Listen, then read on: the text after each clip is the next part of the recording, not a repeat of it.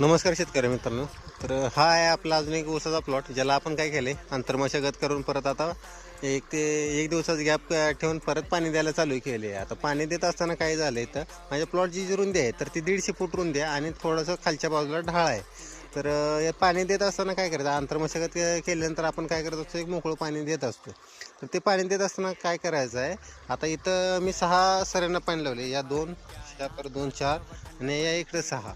आता काय काय शेतकरी काय करत असतात, हे एका सरीला पाणी लावतात आणि 1-2 सऱ्यांना पाणी लावतात व पाणी उरकण्यासाठी किंवा पाण्याची कमी असल्यामुळे काय करत असतात, लवकरात लवकर पाणी देऊन घ्यावं असं त्यांचं मत असते. परंतु काय होतं आता इथं माझ्या लक्षात काय आलं, ज्यावेळेस आपण 1 ते 2 सऱ्यांना पाणी लावतोय, ते पाणी लावत असताना काय होतं, ज्यावेळेस पाणी तुम्ही फास्टमध्ये देता आणि माती जर गरम असेल तर तुम्ही पाणी दिल्यानंतर ते पाणी जमिनीमध्ये मुरत नाही आणि त्याचं काय होतं, एक ते अर्धा इंचापर्यंतच ते पाण्याची ओल जाते आणि तिथे एक आपण पाणी दिल्यानंतर 2 ते 2 दिवसानंतर आपल्याला एक जाणवलं असेल की बाबा तिथे एक लेअर तयार होते, 1 ते 1.5 इंचाचा पापडीसारखा असा लेअर तयार होते, त्याच्या खाली ओल नसते. अशामुळं काय होते, आपल्या पिकांमध्ये जी पुरेशी ओल होणार आहे तर ती ओल न झाल्यामुळं काय होते, रानामध्ये आपले जो पीक आहेत तर त्या पिकांवर एक प्रकारचा स्ट्रेस यायला सुरुवात होते आणि त्याचा आता सध्या कसं आहे, टेम्परेचर जास्त असल्यामुळं काय होतं, परत त्याचा जास्त झपाटा आपल्या पिकाला बसतो आणि मग ते दिलेलं पाणी पण एक प्रकार वेस्टेज जाते. त्याच्यामुळे काय करायचं, पाणी थोडंसं लहान लावायचं आणि पुरेशी ओल